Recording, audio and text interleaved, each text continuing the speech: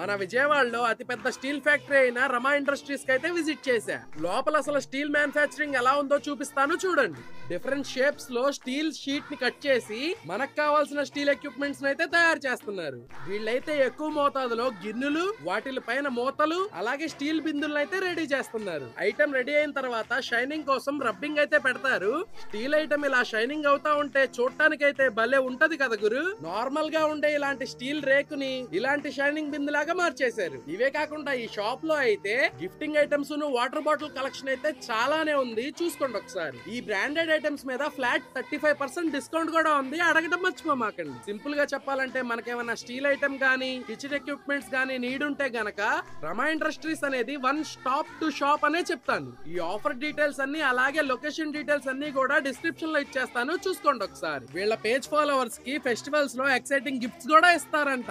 మరి ఇలాంటి మరెన్నో